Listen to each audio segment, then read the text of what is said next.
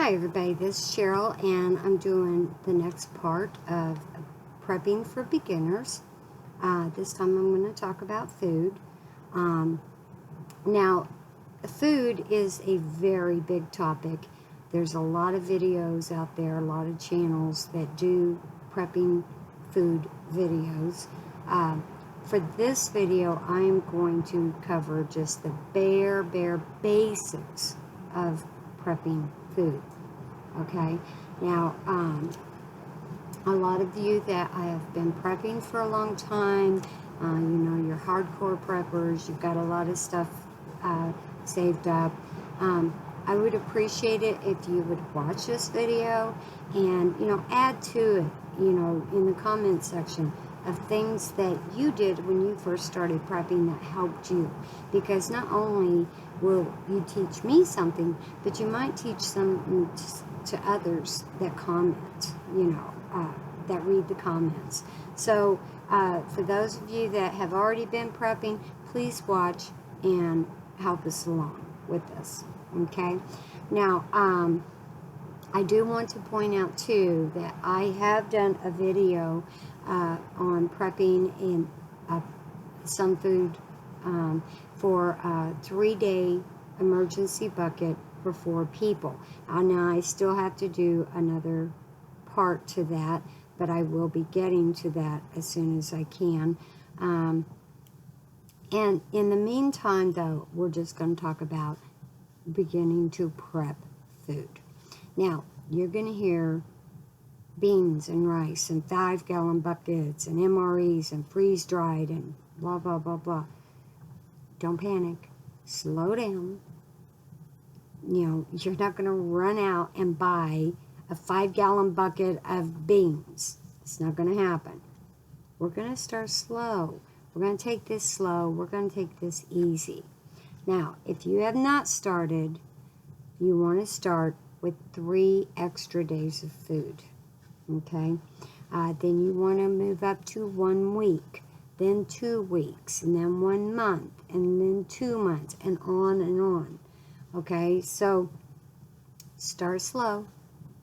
Slow down and breathe. Don't get all panicked. Okay? Now, how do you do that? Well, what do you want to prep?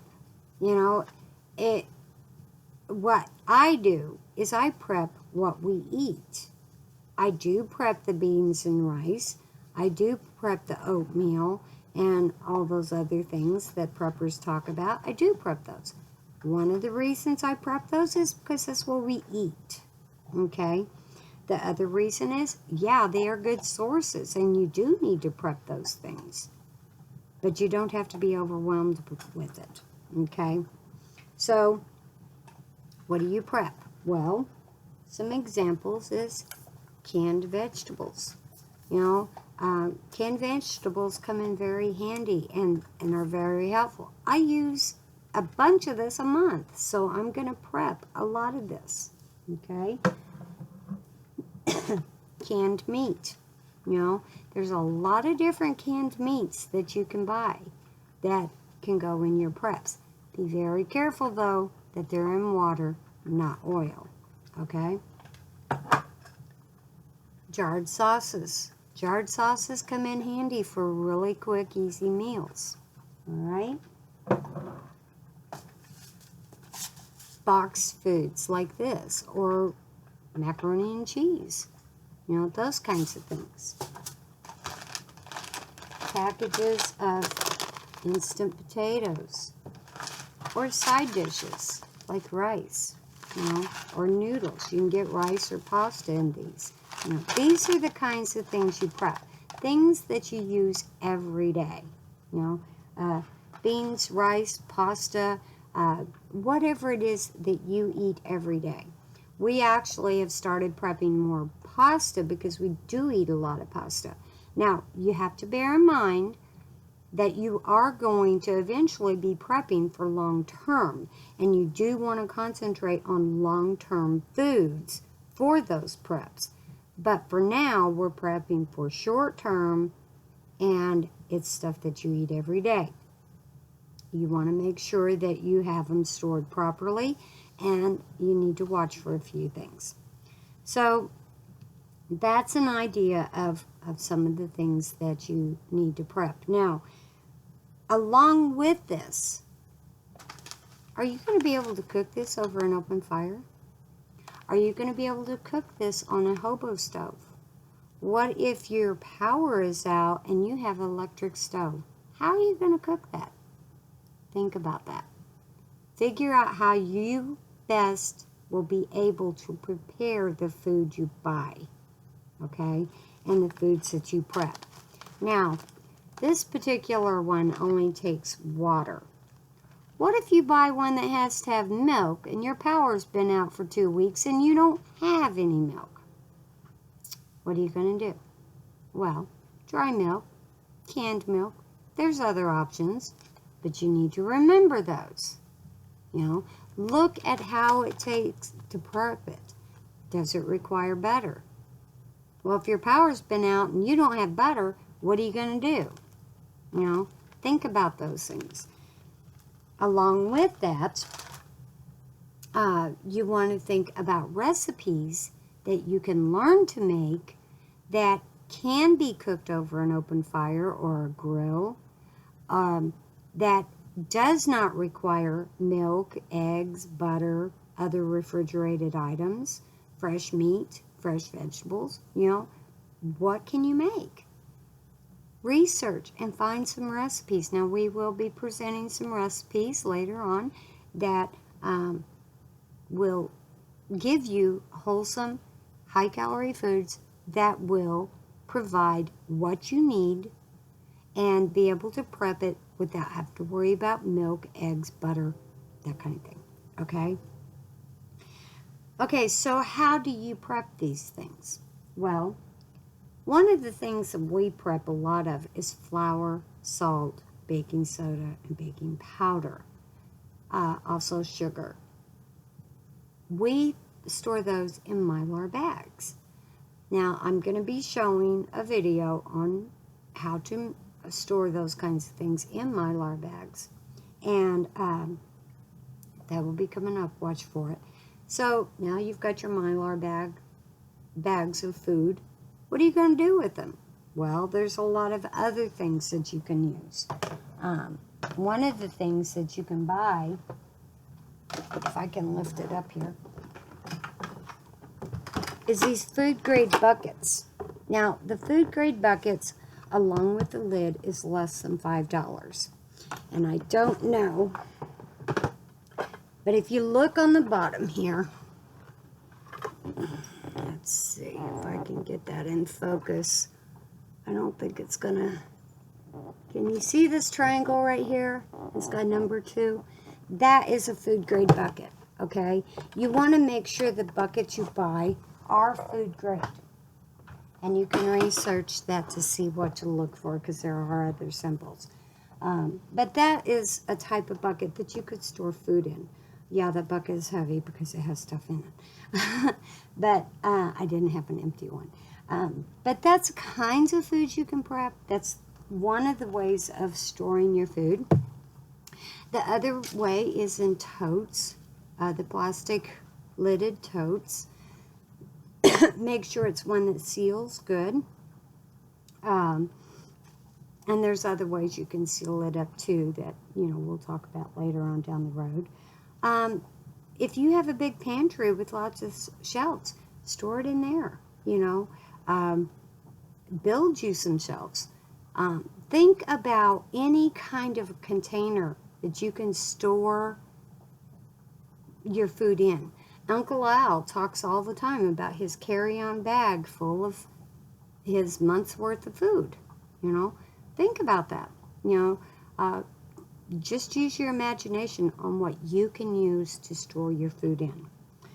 Now, the other thing you want to think about is rotating and keeping an inventory. Now, on my inventory, this is an example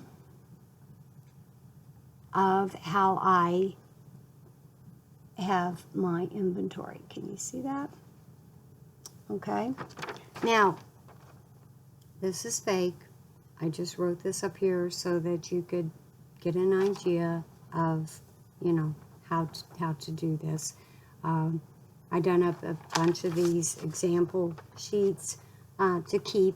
Now, when we talk about expiration dates, now some foods do last beyond expiration date, but we're talking about everyday use here and rotating. Okay, so you find the expiration date on here, and this one, oh, here it is good until August 28th, 2022. So that is where you would write that right there under the rotate date. You want to have that used up by that date. So you go out and you go shopping and you buy 3 days worth of food. Buy an extra day's worth. Buy 3 extra days worth.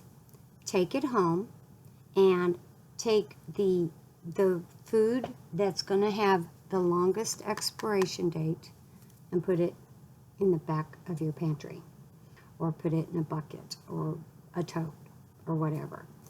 Okay? And then keep the ones that's going to expire sooner and use those for your everyday food. Okay, so then you go out and you buy more. Okay? Then you just add that to your preps, keeping the ones that are going to expire sooner out to be used first, and putting the ones that's expired later back in your preps. Okay? Now the other part, see what that says? Shopping list. If you use something out of your preps, you want to have a shopping list along with your inventory. Now, it's not going to be on the same sheet like I did. This is just an example. I've done a bunch of these sheets up to show examples, okay? You're going to have a separate sheet for your shopping list. So let's say that you're fixing dinner and you want a can of carrots and your everyday pantry is empty, and you go get it out of your prep stuff. Make sure you put that on your shopping list, and make sure that you know when you do your shopping list that you have to replace that. So if you go every week and you buy 2 cans of carrots to go in your preps, 2 cans of carrots to go on your shelf, you need to buy 4 cans plus 1 because you've used up 1.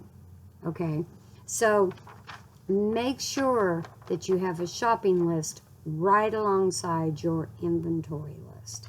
Okay, those are very important. Now, you also want to make sure that you rotate. Every time you go shopping, rotate and make sure that you're using the ones that's going to expire, or the newer one, the older ones first, and then putting your newer ones or the ones that expire later in the back. Okay, and keep rotating it. So the other thing is, like I mentioned, watch for oils. Now, oil will go rancid. It does not last as long. So make sure that you know what's in your food, and make sure that you use those out before anything that has oil does go rancid. Okay, now having said that, we'll talk about lard and shortenings and stuff like that later. But right now we're talking about just your basic preps. So prep what you eat. Use your imagination for storage, and make sure you rotate, and just stay calm about it. Don't overthink it. The way Corsair trainers Steve says it, prep 1 more meal. Okay, so that's how you want to think about it. If you're buying for 3 meals, buy an extra to prep. Okay? Y'all have a good day. Bye.